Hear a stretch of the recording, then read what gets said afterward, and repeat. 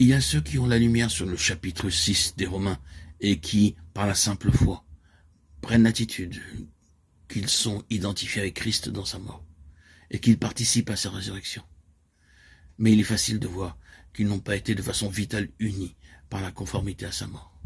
D'autres s'insurgent contre ceci, qu'ils appellent théorie, et disent qu'ils veulent quelque chose de plus, qu'ils veulent que le Saint-Esprit fasse une œuvre réelle en eux. Sur ce, le Saint-Esprit commence à leur enseigner ce que signifie être unis dans la mort avec Christ. Alors ils vont à l'autre extrême, ils restent autour du tombeau si longtemps qu'il n'y a aucune évidence de puissance divine, leur donnant de l'énergie pour marcher dans une victoire continuelle.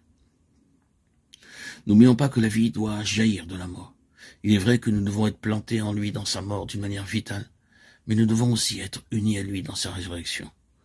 Quand vous êtes amenés à connaître sa mort, vous avez besoin de vous en remettre à lui pour qu'il vous donne sa vie, source d'énergie, ou bien vous serez sans pouvoir dans votre marche pratique.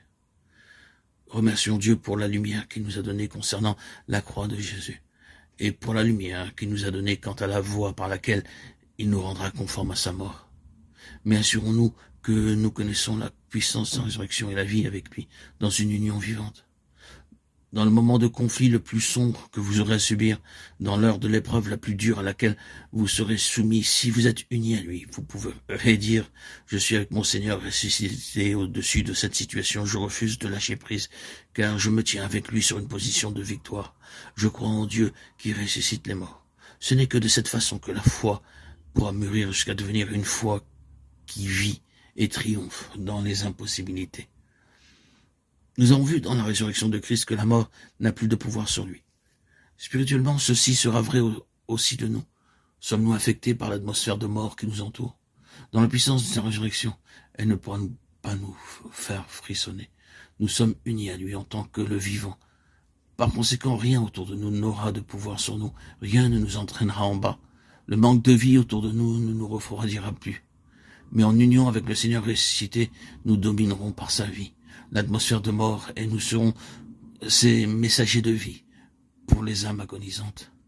Dans 2 Corinthiens 13, 3, 4, regardons brièvement la manière pratique de prouver la puissance de sa résurrection. Puisque vous cherchez une preuve que Christ parle en moi, lui qui n'est pas faible à votre égard, mais qui est puissant parmi vous, car il a été crucifié à cause de sa faiblesse, mais il vit par la puissance de Dieu. Nous aussi, nous sommes faibles en lui, mais nous vivons avec lui par la puissance de Dieu pour agir envers vous. Pratiquement, nous devons être toujours faibles en nous-mêmes et savoir que sa puissance agit par nous, simplement en la voyant agir dans les autres. Vous cherchez la preuve, n'est-ce pas, que Christ parle en vous? Vous l'avez ici, il est puissant dans les autres, les bénissant à travers vous.